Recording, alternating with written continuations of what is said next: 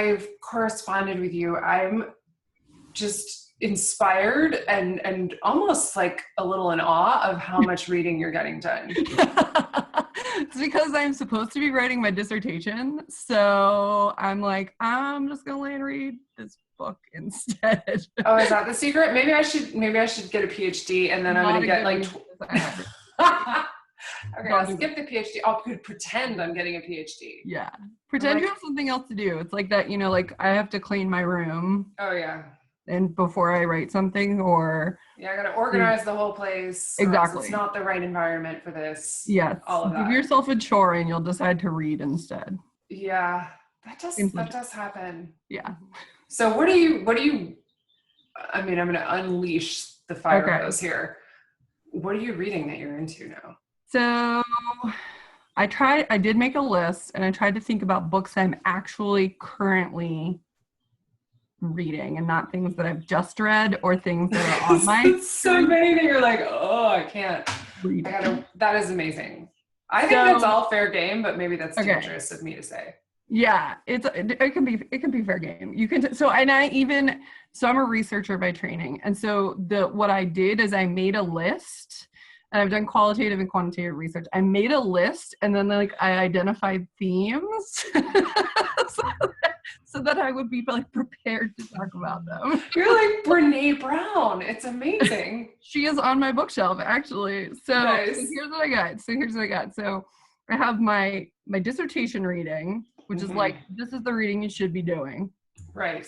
Then there's kind of a whole mental health component of, in order to get that stuff done, you have to think about how to do it. And so here's a lot of books about how to do the work, which include, Brene Brown. And I am a huge nerd. When I read her books, I read them in chronological order by how she wrote them, because I wanted to see the progression of thought and her research. So when I was getting ready to do dissertation writing, that's a big vulnerability hangover thing. Yeah. Just be you have to write, original research and put it out there and supposed to send it to people and they're supposed to comment and feedback. So I was like, all right, I'm going to line up my Brene Brown books so that I have them as reference for when I'm not feeling this writing process. So what is your thesis on? So my thesis is on the economic and policy implications of expanded use of fecal transplant. Which is a multiple ways to get fecal transplant, which is people are that's disgusting. And I'm like, yes, but if it can save your life, who cares? Then you'll be cool with it. Yeah, it doesn't matter if it's last resort, kind of a treatment of last resort. And I'm using a case study of C. diff, which is an infectious diarrheal disease, to kind of talk about the economic and policy implications. Got it. So I've been reading a bunch of gut health books. And then also there's 2 books that I'm doing for my conceptual framework, which given the political environment, it's also interesting to think about these. But one is a John Kingdon book. It's called Agendas, Alternatives, and Public Policies. Sounds super dry, and it is. But it talks about it's basically research into the study of why and how things get onto the agenda, on the political agenda. Ooh, okay. Which is really interesing to read. And you're now. I might need to pick that puppy up. Yeah, and it's research from the 70s and 80s, and so is when it was originally done, but it really describes a conceptual framework for how this happens, which is one, really interesting to read it now, but 2, if you're talking about also this idea of a fecal transplant or treating infectious disease, and using novel ways to treat infectious disease is really important to think about, because those have huge political and economic, or maybe not political, but policy implications and economic implications in the world. And so it gives a framework about how to think about how this is happening, which I think is interesting. Totally. And then diffusion of innovation, which is also really, really it's a light beach read. Yeah, exactly. But Malcolm Gladwell covers it in some of his books too, so you can get the Cliff Notes version. I get it. Yeah. But okay, so what do you read for entertainment? So then what I've been reading for entertainment, I've had like a very solid theme of, again, maybe this is part of living in a cabin on a farm in the woods, but like a very solid theme of like magical events in England. Ah. Weird thing to have, Dude, I am so with you on that genre. I'm so with you. So I've been rereading the Deb Harkness series. Mm-hmm. I did 2 of those books, like boom, boom, from the library. And I read most of my books through the library. Mm-hmm. I love that on not the Kindle app, but like the Overdrive app. And I think a lot of people don't know that that's a thing. But like no, it's the best. I do too. It's like library books on the Kindle looks exactly like a book you bought, and then it just goes away when it's done, and you don't have to worry about the fine thing if you take the book back. Yes, because I'm very forgetful about when things are due, even though my library like emails me and is like, this is due. And I can like breeze through. Like I'll just, sit down and sometimes my friend calls it like brain Doritos or brain candy. And I'll just like read like an Agatha Christie book, like boom, done. That's like one night. Agatha Christie books, little murder mysteries that's amazing. Are brain candy. I think maybe it's an academic thing because my aunt is an academic and she can do that with like a fiction, kind of light fiction along those lines. Yeah. And she told me that when she gets stuck and she's read something that's like too heavy, she'll just read a Nancy Drew. Be like, I'm just gonna whip out a Nancy Drew and then I'm gonna move back into it. Yeah. It's like it like cleans your brain out. Just cleans it out. Murder mystery. It's predictable. You know it's gonna end well. Not too like traumatic. Yep. Nothing like suspenseful. Like a cozy. Yeah, it's nice and cozy read. Mm-hmm. Yeah. And also another one I read recently that I think I emailed you about was The Mad Woman Upstairs, which you told me about that. I need to get that. I loved it. I read that through the library. I read it in one night. What I like about it the most, so like how long is it? Okay, how many pages is this book? Do you sleep? Because people always ask me how I read so much, and I'm like, well, I'm a crappy sleeper. Like, I'm a bad sleeper. So I'm a pretty good sleeper. I go to bed late, though. Okay. And then sometimes I'll just lay in bed, like when my kids go to bed, and read for a couple hours. Right. Okay, yeah. So what am I actually reading right now? That's a tough question, because I'm not actually reading, like, I'm not currently like right now like dying to read a novel. Because if you read them in one night, then you're not like, it's just like, I read that yesterday. Yeah. To me, like it takes more than one day to read a novel. So I'm like, I'll be reading it for like 3 days to a week. Yeah. Yeah. That's so 3 days to a week would be any of the like 500 page books, like 300 to 500 and more pages is like 3 days to a week for me. So the Deb Harkness books, like I'll sit down and read those in a weekend. Yeah. So I'll read like, I'll do it. I could do it in a weekend if I'm not doing anything else. Yeah. And I mean, I do it when like my kids are asleep. So nap time, like I'll read it Friday night, get up, do stuff with the family, kids will take a nap, I'll hang out and like we have quiet time in the afternoon, I'll read a book. Then, by Saturday night probably I'm finishing it. Or Sunday morning I'm like, nah, let's just have a quiet Sunday morning. I need to finish my book. I think I need to institute quiet time. This is good. I mean, not like it's not that quiet, and the only ones I would be telling to be quiet would be the pets, and they're obviously not going to listen to me. Yeah. They're like, we're done with quiet time. I think it's just, finding those little moments in between or adding them into your day. Mm-hmm. And I do, when I'm like tired, I'm really tired but I'm not tired enough to go to sleep yet.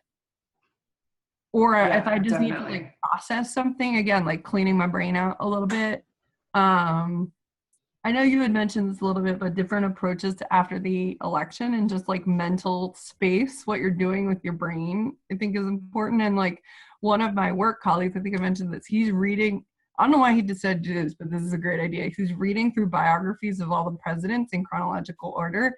And I'm just like, yeah, Yes. you do that. Like that, tell me how that goes. That's super interesting. Yes. Not something I'm going to do, but like that sounds cool. And then I get into things. So the way I dealt with that was just like, I was like, I'm going to read Viktor Frankl's Man's Search for Meaning. This guy lived through some shit. He had some cool stuff to say about it.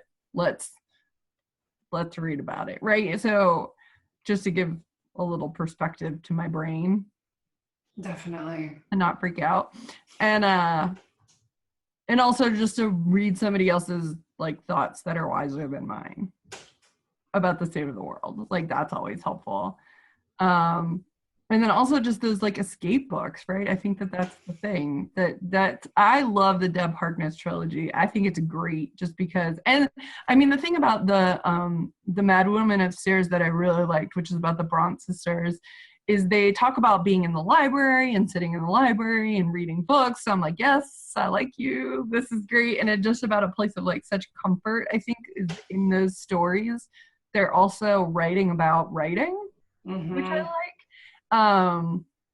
And then they use some literary stuff in the Mad Woman Upstairs that I'm just like, this is clever.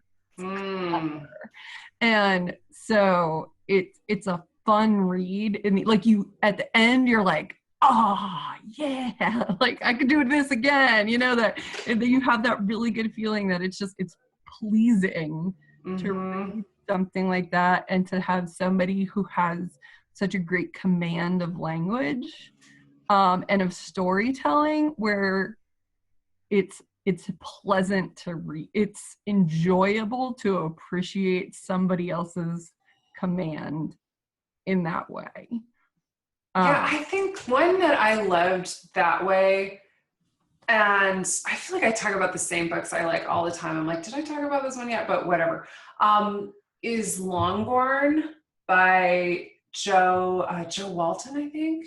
Okay. But it's basically a story that takes place during the same window of time as Pride and Prejudice, but it happens below stairs. Oh, I did read that one. That is good. I like that. And then, you know, the part where like they're all scrambling around and you know that Mr. Collins has just proposed and they're all freaking out. And it's like the upstairs story would intrude periodically. Yeah. But it was its whole own thing going on. And I also love that it's like, that's like fan fiction essentially. At its totally. Such a deep appreciation for the thing that you enjoyed so much that you made your own thing that's also awesome is pretty, that takes such imagination and creativity. Like it's a pleasure to witness those things, right? I like the signature of all things for that reason too. That was really interesting. And in terms of this like theme of like journeying, another one I really liked recently that just came up in the genre when I was looking at, I think it was fantasy. Might have been fantasy in my library, like, you know, search field, was The Mermaid's Daughter, which is also good. It's like an epic journey story. But again, easy to like, I think I read it in one night. All right, so mortals will read it in like 3 or 4 days. There was one book I read recently, and I don't even remember the name of it. I was 150 pages in, and I was like, I don't get this book. I don't understand. I'm not reading any more of it. Like, I keep waiting for something to happen. It's 150 pages in. Like, it's not going to happen. Yeah. Not going to happen. I did end up picking it back up like 2 days later, and I was like, I just have to know the point of that book. Yeah. Because I kept thinking, but I gave myself like permission to not finish it, and then I had kept thinking about it. Yeah, that happened to me with, there was a book, and of course I can picture the cover right now, and I cannot think of the name of it. Classic.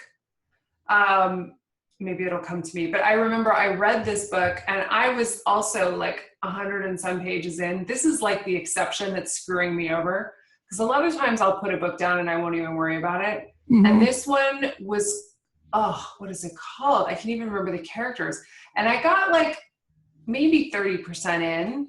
And I was like, I'm not sure I'm feeling this.